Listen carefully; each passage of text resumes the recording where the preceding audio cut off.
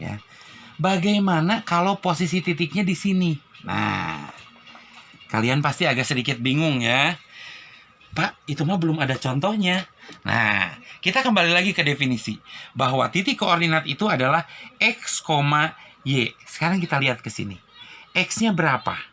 1, 2, 3, 4, 5, 6. Artinya X-nya 6. Y-nya berapa? Tarik garis ke sini, Y-nya adalah 0. Kalau 6,0 adanya di kuadran berapa? 6,0 dia tidak ada di kuadran 1, tidak ada di kuadran 4, karena dia di batasnya. Jadi kalau gitu, ada yang menyebutkan, boleh menyebutkan, masuk kuadran 1, ya. Masuk kuadran 4, ya. Karena ada di tengah-tengah. Tapi cenderung dia bukan di kuadran, tapi tepat di garis yang membatasi kuadran. Ya. Contoh yang lain, kalau saya punya titik begini di sini. X-nya berapa? X-nya kan 0. Y-nya berapa? Y-nya 1. Jadi titik di sini koordinatnya adalah 0,1. Bisa dipahami oleh kalian? Mudah-mudahan bisa dipahami. Contoh yang ini.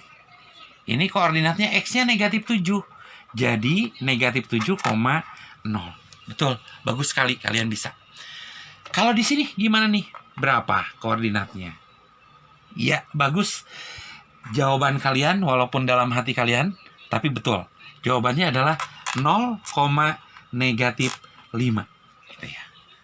Itu titik-titik yang berada tepat pada garis. Ya.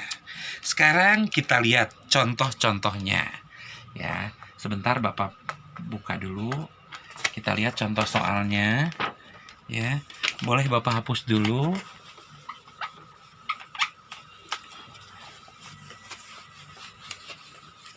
Mudah-mudahan dengan penjelasan Bapak tadi bisa kalian bisa menyelesaikan soal yang Bapak berikan, ya.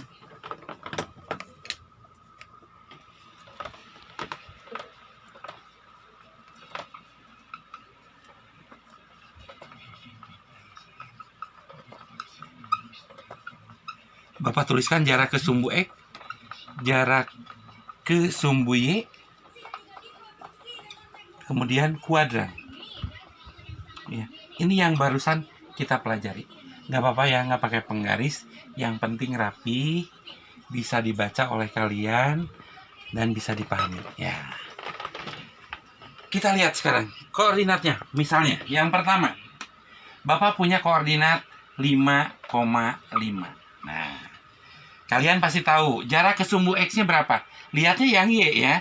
Berarti jarak ke sumbu X-nya adalah 5 satuan. Ya. Jarak ke sumbu Y-nya juga 5 satuan. Ya. Ada di kuadran berapa? Kalian lihat. X-nya positif, Y-nya positif. Betul sekali seperti tadi. Bahwa kalau yang positif, X positif, Y positif, adanya di kuadran yang ke-1. Kemudian, contoh soal yang kedua. Bapak punya titik negatif 4,3. Nah, jarak ke sumbu X-nya lihatnya yang Y, betul ya? 3 satuan. Ya. Jarak ke sumbu X-nya 3 satuan. Jarak ke sumbu Y-nya 4 satuan.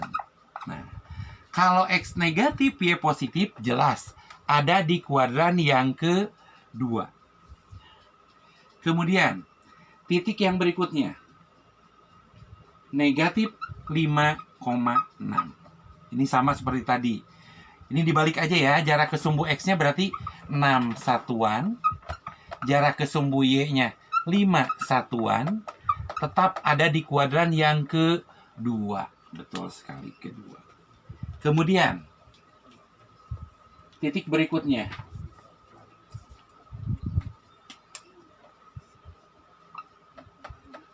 Negatif 3, negatif 4. Ini artinya jarak ke sumbu X-nya adalah 4 satuan. Jarak ke sumbu Y-nya 3 satuan. Ada di kuadran berapa? Betul, kalau negatif-negatif adanya di kuadran yang ke-3. Betul sekali. Terakhir, kita punya titiknya misalnya 3, negatif 5. Nah, Ini berarti jarak ke sumbu X-nya adalah 5 satuan. Jarak ke sumbu Y-nya 3 satuan. Ini ada di kuadran berapa? Ada di kuadran yang keempat. Mudah-mudahan kalian bisa memahami ini. Ya. Oke. Kita lanjutkan.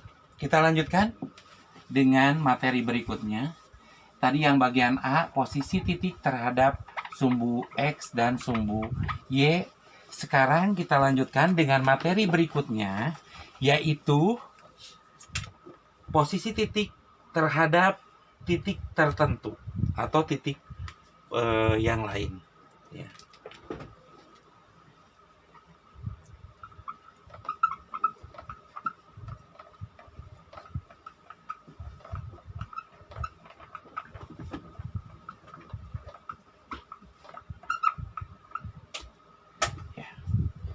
Bapak di sini sudah buatkan. Ya.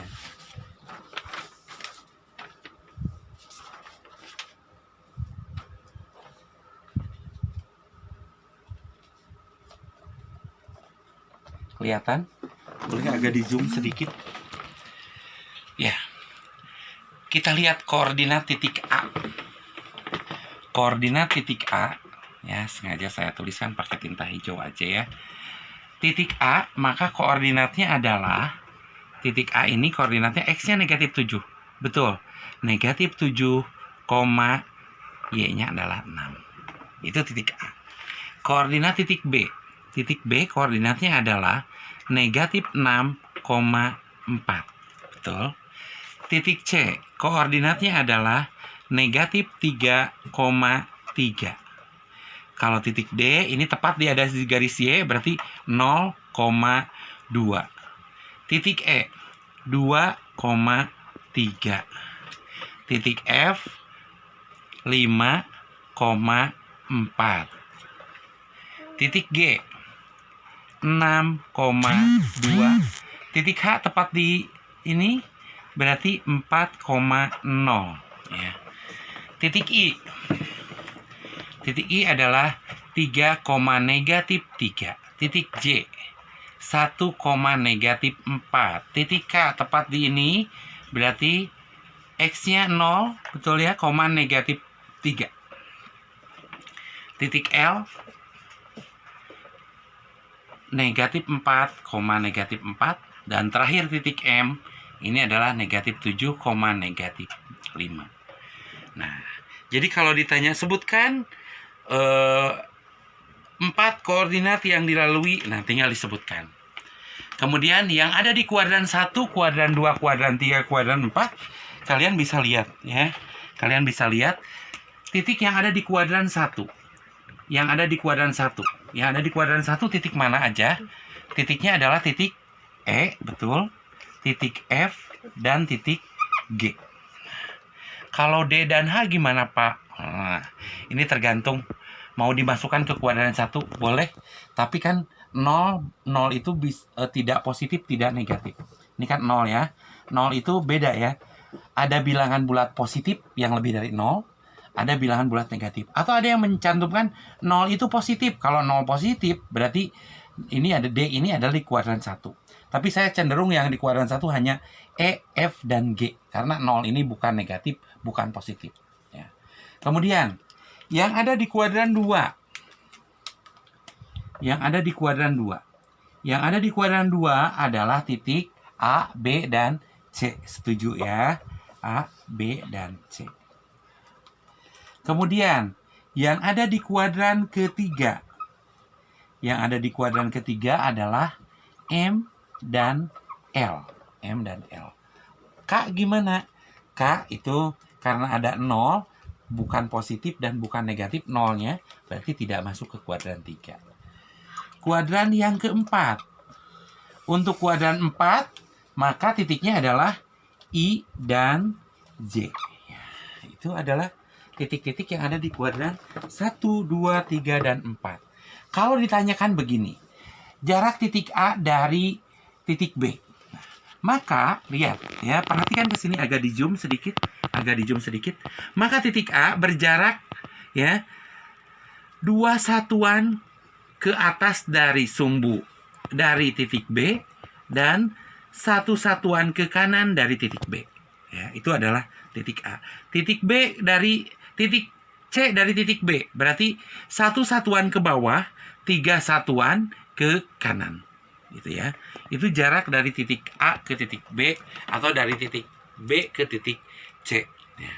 Itu adalah materi yang bagian B. Ya. Sekarang kita lanjut satu lagi materi. Ya. Karena ini kita bab ini hanya 3 materi saja. Bagian A, bagian B, dan bagian C. Boleh Bapak hapus dulu bagian C-nya. Ya, yang bagian B-nya dihapus. Ini mudah-mudahan bisa dipahami oleh kalian.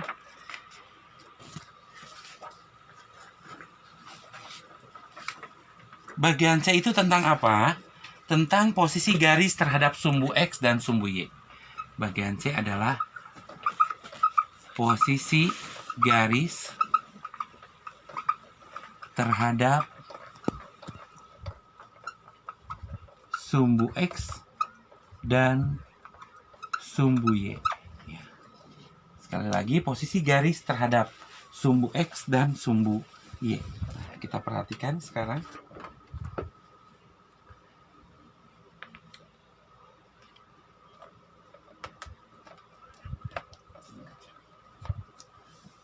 Langsung Bapak bikin 2.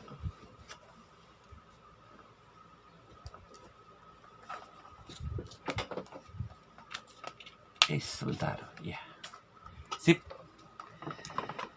Misalnya, saya punya garis yang ini dulu ya, tegak lurus dulu. Jangan pakai hijau lagi, pakai merah aja. Nanti yang merah ditukar dengan yang hijau. Ya.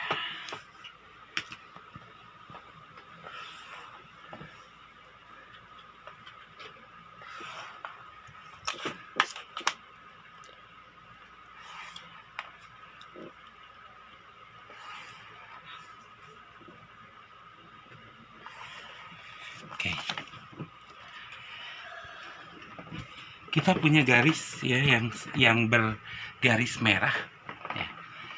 Ini garis misalnya garis A, garis B, garis C, garis D, garis E, dan garis F ya. Sekarang kalau kalian perhatikan garis A dengan garis B ini jaraknya selalu sama ya. Tidak ada yang saling jadi menyempit atau jadi membesar, nggak ada. Dari B ke C juga sama. Dari C ke D juga sama. Ya, A ke C juga sama, jaraknya selalu sama.